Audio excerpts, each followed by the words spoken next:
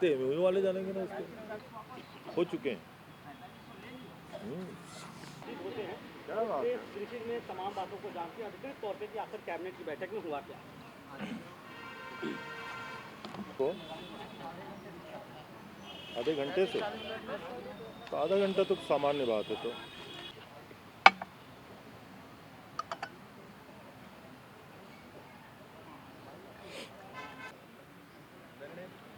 अलग अलग विभागों के पास 1200 करोड़ रुपए से ज़्यादा का बिजली बिल बकाया है।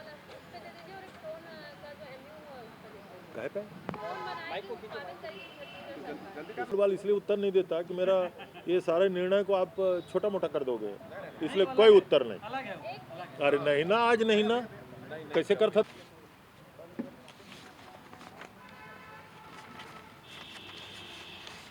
छत्तीसगढ़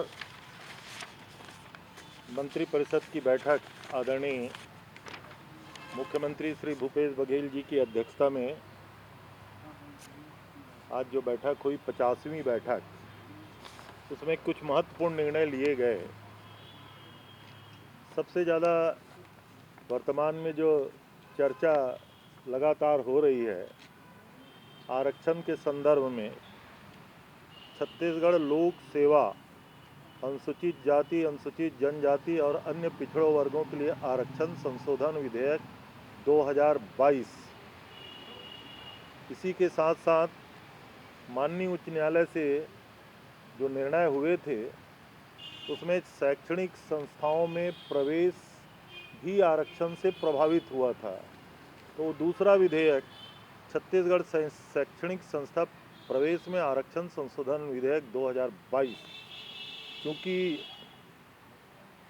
विधानसभा का सत्र सामने आहूत है और विशेष सत्र का मूल उद्देश्य ही माननीय उच्च न्यायालय के जो फैसले से छत्तीसगढ़ में लोक सेवा और शैक्षणिक संस्थाओं के प्रवेश का आरक्षण जो प्रभावित हुआ है, उसके कारण ही जो विशेष विधानसभा सत्र बुलाया जा रहा है उसमें ये दोनों विधेयक पेश किया जाएगा। और इसी के संदर्भ में आज दोनों विधेयकों की सहमति स्वीकृति आज के मंत्रिपरिषद की बैठक में निर्णय लिया गया। दूसरा,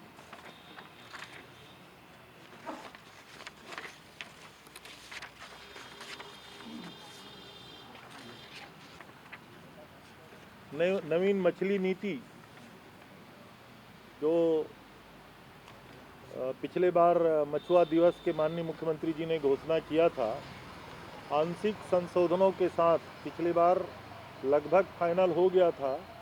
मछुआ सहकारी समिति और मछुआ समूह प्राथमिकता किसको, इसी के नाम से कुछ लोग बातें डिस्प्यूट कर रहे थे, तो उसकी प्राथमिकता मछुआ सहकारी समिति को करते हुए आज के बैठक में ये निर्णय लिया गया। एक और महत्वपूर्ण निर्णय, चूँकि 2 दिवसीय विधानसभा सत्र का आयोजन है, तो द्वितीय अनुपूरक को भी स्वीकृति आज के विधानसभा सत्र के लिए जो प्रस्तुत होना है, मंत्रिपरिषद की बैठक में निर्णय लिया गया। एक अन्य प्रस्ताव में जो डीएमएफ होता है, जिला खनिज न्यास फंड, उसमें जो खर्च करने की अनुमति थी, जो प्रभावित गांव हैं वहाँ और जो आंशिक प्रभावित गांवों में 40% और 20%, उसको जो लिमिट था उसको समाप्त किया गया। एक महत्वपूर्ण प्रस्ताव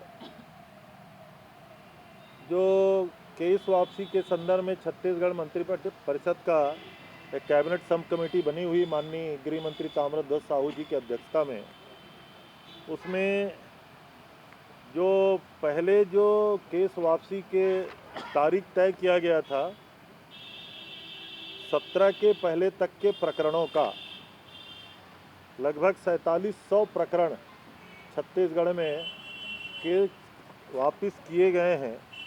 अब इसकी अवधि और बढ़ाई गई है। आने वाले समय में इस प्रकार से कोई राजनीतिक प्रकरण आएंगे तो उसकी अवधि बढ़ाई गई है। अब उसको मंत्रिमंडलीय की उप समिति इसको निर्णय लेगा। एक अन्य प्रस्ताव में छत्तीसगढ़ के सेरी-खेड़ी में जो विधानसभा सदस्यों के लिए और अधिकारियों के लिए और न्यायिक अधिकारियों के जो खसरा नंबर में जो ज़मीन का आवंटन किया गया है, तो नए सदस्यों के लिए भी, विधानसभा के नए सदस्यों के लिए भी उसी खसरे में अतिरिक्त ज़मीन का आवंटन के संदर्भ में आज प्रस्ताव पारित किया गया। एक महत्वपूर्ण प्रस्ताव और हुआ है। छत्तीसगढ़ में जो हमारे माइनर फॉरेस्ट प्रोड्यूस से जो उत्पाद हैं, मिलेट मिशन के तहत भी पैदा किए जाने वाले उत्पाद हैं या अन्य उत्पाद हैं, उसको छत्तीसगढ़ हर्बल ब्रांड के नाम से विक्रय करने की अनुमति है और हम लोग करते हैं। अब पीपीपी मॉडल में भी छत्तीसगढ़ में कुछ उद्योग लग रहे हैं इस पे आधारित। अभी मिलेट मिशन पे आधारित कांकेर में लगभग 7-8 कुकीज़ जैसे और अन्य उत्पाद जैसे उत्पादन जो पीपी मॉडल में लगाए जा रहे हैं उनके द्वारा भी किया जा रहा है।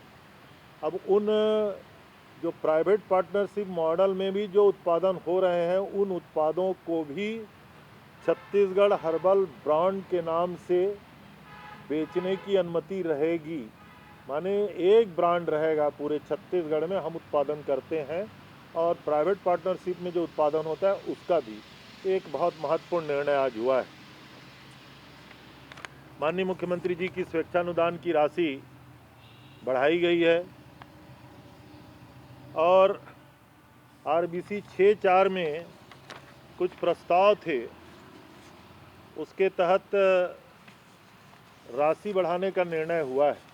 आरबीसी 6-4 में जैसे प्राकृतिक आपदा वगैरह होता है, मौत में तो 4 लाख रुपया जो मिलता है उसको तो 4 ही लाख रुपया लिया गया है, लेकिन विभिन्न जो आंकड़े हैं, जैसे कृषि में पूरी क्षति में पहले 13,000 रुपया तक के दिया जाता था, उसको 18,000 के आसपास प्रति हेक्टेयर किया गया है। बहुत सारे नॉर्म्स हैं, उसको पीआरओ के माध्यम से आपको मिल जाएगा। तो ये निर्णय आज के कैबिनेट के द्वारा हुआ है। इतने महत्व। दूसरा ये सवाल है कि आरक्षण आप लोग कितना देने जा रहे हैं? पहले की तरह ही फिर से देने जा रहे हैं क्या जो विधेयक लाए गए? दो अलग अलग बातें हैं। डाटा पे तो चर्चा हुई है और आरक्षण का आधार भी वो डाटा बनेगा, लेकिन छत्तीसगढ़ में जो माननीय उच्च न्यायालय ने जिस आरक्षण की हम लोगों ने पिछले विधानसभा में पारित करके जो 58% का भेजा था, उसको उन्होंने माननीय उच्च न्यायालय ने खारिज किया है। तो अब छत्तीसगढ़ में SC ST as per population और OBC और चूँकि माननीय उच्चतम न्यायालय ने EWS के आरक्षण को भी मान्यता अप टू 10% दिया है, तो इन वर्गों के लिए आरक्षण की व्यवस्था के संदर्भ में हम विधेयक लाने जा रहे हैं।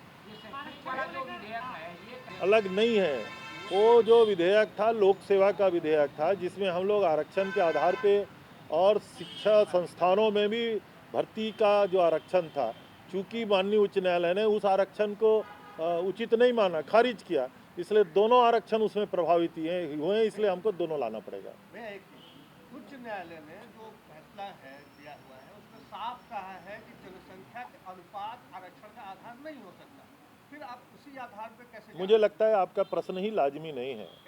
संवैधानिक व्यवस्था है ST और SC की नहीं है, आपका प्रश्न ही उचित नहीं है। देश में केवल 3 राज्य हैं जहां 50% को एक्सीड किया गया है।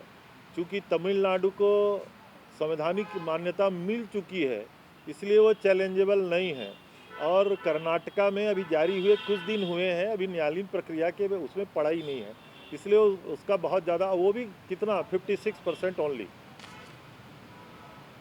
पहले की तरह ही आरक्षण का लाभ देने जा रहे हैं क्या 32%? जिसको आदरणीय मुख्यमंत्री जी ने स्पष्ट कहा है, जनसंख्या के आधार पर मिलने वाली आरक्षण का लाभ मिलेगा ही, हम कम नहीं होने देंगे।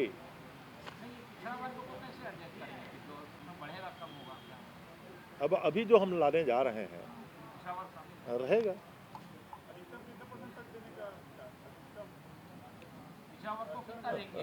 अब विधानसभा 4 दिन तो बचा है, मैं विधेयक पारित किया हूँ क्या जरा जोर से बोलो जरा हमें। 27% सभी वर्गों की मांग है। सुप्रीम कोर्ट ने ईडब्ल्यूएस के लिए अप टू 10% कहा है। अप टू माने आप 2% भी दे सकते हो, 5% भी कर सकते हो, वो तय करने की जवाबदारी आपकी है। शेष एसटी एससी का रिजर्वेशन तो जनसंख्या के आधार पर ही है। सेंसस का ये एक संवैधानिक व्यवस्था है, इसमें कोई बहुत ज़्यादा फर्क करेगा नहीं। और किसी भी न्यायालय के फैसले में आरक्षण के खिलाफ जो फैसला दिया है, निर्णय ये नहीं कहीं दिया है कि आप किसको कितना प्रतिशत आरक्षण देंगे। उन्होंने कहा है कि ये जो आप किए हैं उसको खारिज किया है, आप कितना देंगे वो आप करेंगे तय। बचे हैं वो तो क्रमशः जी अनवरत है। माने कोई जिले से आता है, संख्या बढ़ता है, वो उसकी संख्या कैसे तय करके कैसे बताया जा सकता है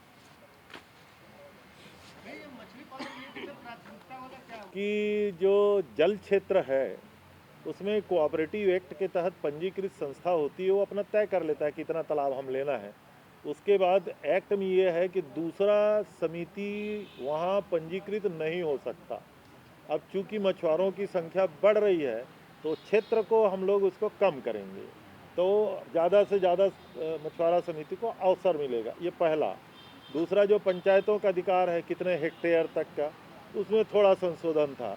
और तीसरा ये था कि हमने नीति बनाई थी, हमने कहा था मछुआरों की समूह बना के भी हम तालाब देंगे, पर हमारे मछुआरे लोग बोल रहे हैं कि पंजीकृत संस्था को ही देना हमारी प्राथमिकता होनी चाहिए, हम उसको शामिल किए। अब वो जो मछुआ की परिभाषा पे बात आ रही हाँ हाँ, जाति पे वो परिभाषा में पहले भी परिभाषा में था। अब उनका कहना है जहाँ जहाँ मछुआ लिखा है वहाँ पूरा लिखा जाए, लिख दिया, उसमें क्या अड़चन है, हमको देना ही उन्हीं को। Thank you. और चुनाव राजनीति से इस्तीफा देने की भी बात कर रहे हैं, तो आप मुझे लगता है कि आप भानु प्रतापपुर के चुनावी मुद्दे पे प्रश्न कर रहे हैं। आरक्षण का स्पष्ट मत है, आदरणीय मुख्यमंत्री जी ने कहा है जितनी जिसकी संख्या उसके आधार पर आरक्षण उसका अधिकार बनता है। हम उसी आधार पे ये विधेयक ला रहे हैं और विधानसभा से पारित कराएंगे। सर कैबिनेट की बैठक एक- में कैबिनेट की बैठक में